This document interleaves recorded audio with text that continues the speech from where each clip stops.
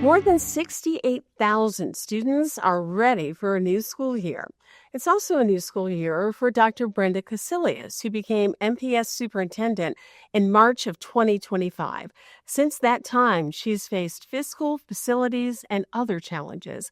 Let's find out how ready the district is for the new school year and how it plans to improve educational outcomes for Milwaukee's children. We're joined by MPS Superintendent Dr. Brenda Cassellius. Welcome back to Connect MKE. Thanks, Denise. Great to be with you. What was done to really get the district ready for the beginning of the new school year? Well, we've had a really busy summer here and a little bit with ups and downs with some of the flooding that we had as well. So we've been mitigating lead and working with our partners at JCP to make sure that our folks are ready for the start of school year. We launched our Principals Institute with the theme of expect great things. I hope everyone's hearing a lot about that now these days.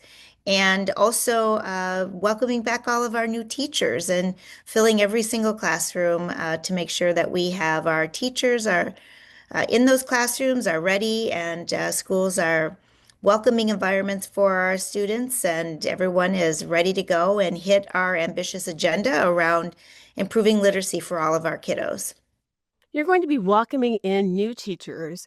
How close to fully staffed will the district be this year? That always seems to be a challenge for MPS and, quite frankly, for other school districts to have permanent teachers in front of each classroom each year.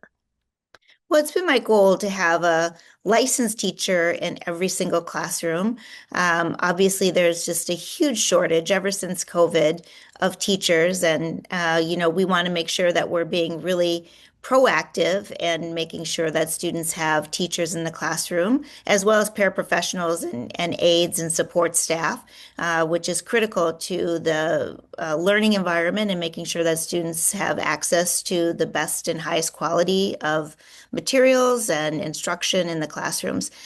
This year, we are needing to reassign some of our teachers from central office to our classrooms, and that seems to be working really well. And we've been able to match them with the schools so that they can kind of adopt them, of course, throughout the year when teachers might be going out on professional development or other matters as they begin to really go and dig deeper into the science of reading so that we can ensure all of our teachers have a strong core of information around the foundation of literacy so that they can really work with our students who are not only emerging readers, but who are readers who need to catch up.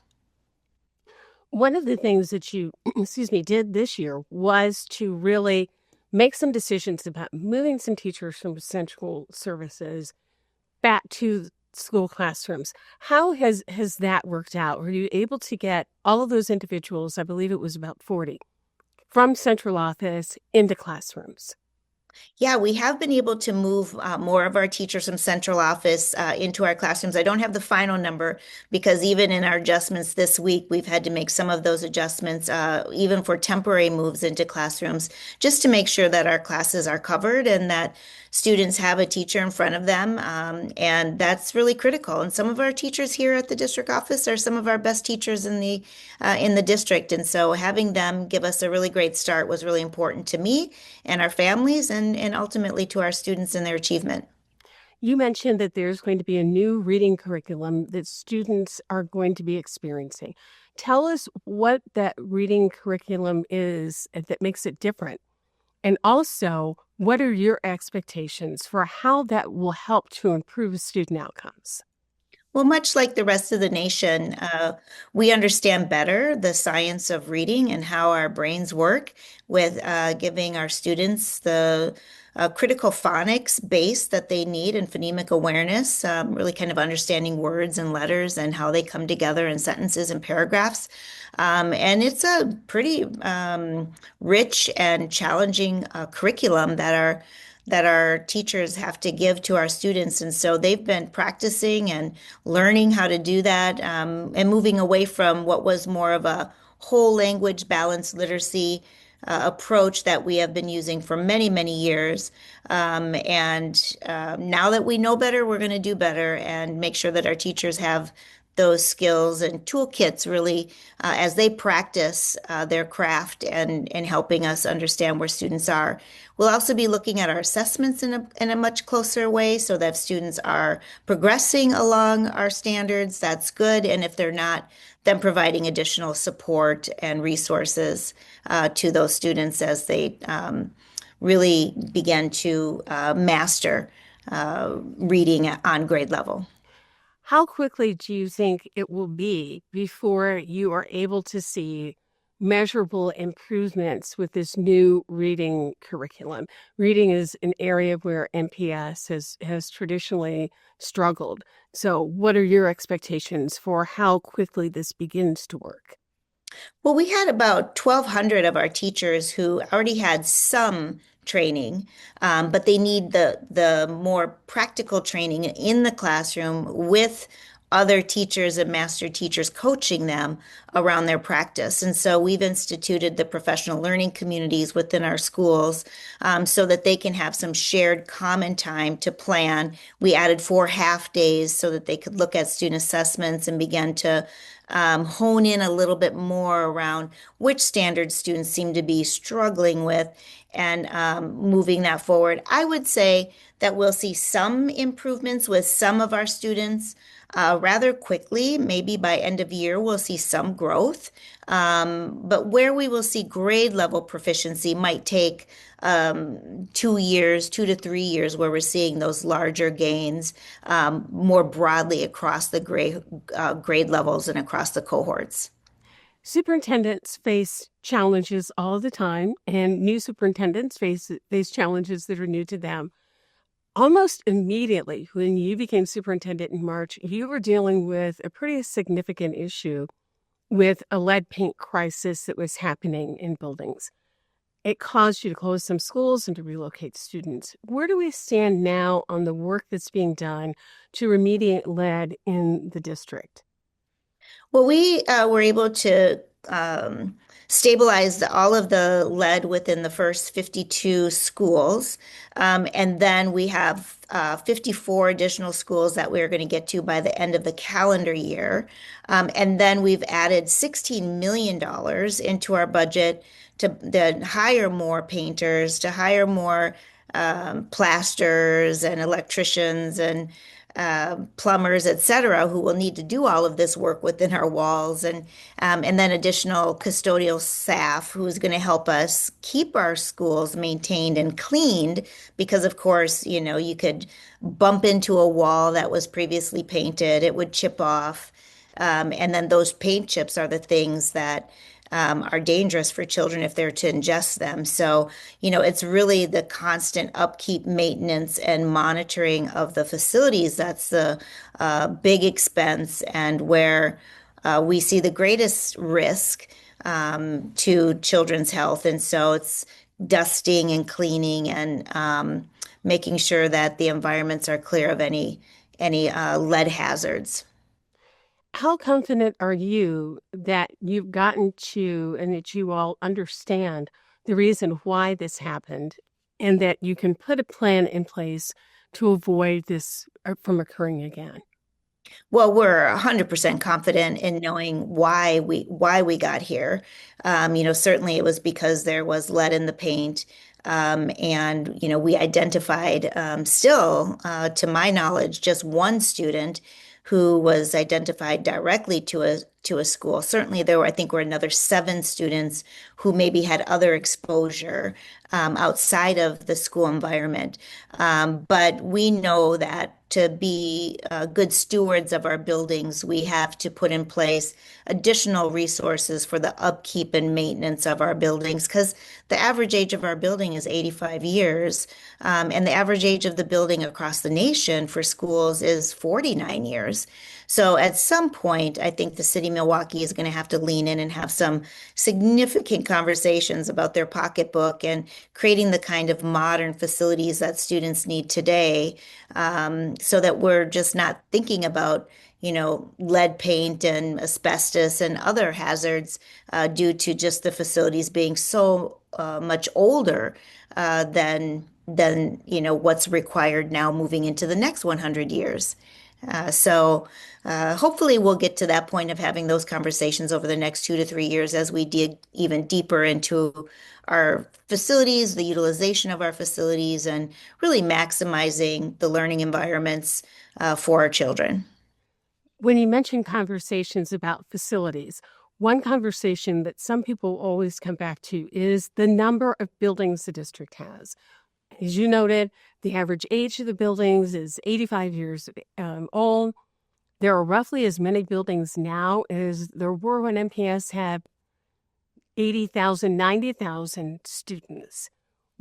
What is your thought about whether or not MPS needs to get rid of some of those buildings, consolidate some programs in order to maximize the educational impact that students can have in any given building?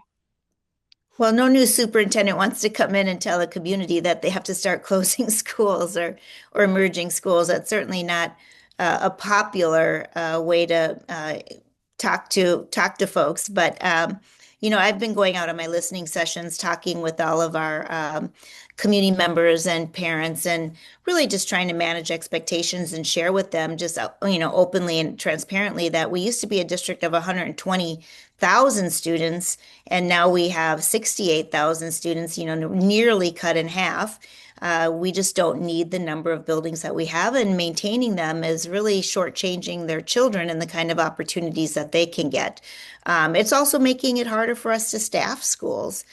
So I think that we can really create some efficiencies and be able to be good stewards of the public's trust and finances that they give us if we were able to merge some schools and in the long run give our students more opportunities for a much better education. Are you finding that people are open to that they have a better understanding of what you're saying after your discussions with them? Well, yeah, everybody's open to it until it actually is the school in their community or the school that their child goes to, of course. Generally everyone's been supportive and sees the need, I would say.